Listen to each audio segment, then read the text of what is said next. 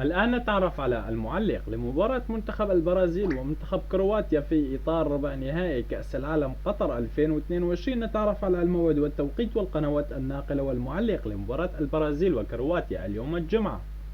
ولكن قبل أن نبدأ فضلا وليس أمرنا اشترك في القناة وفعل زر الإشعارات ليصلك كل ما هو جديد.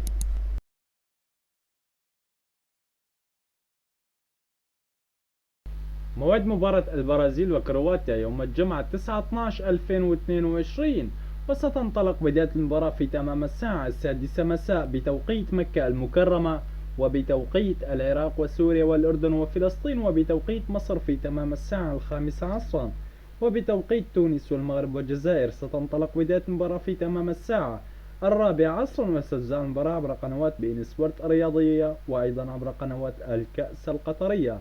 وسيعلق على قنوات بين سبورت الرياضية المعلق رؤوف خليف.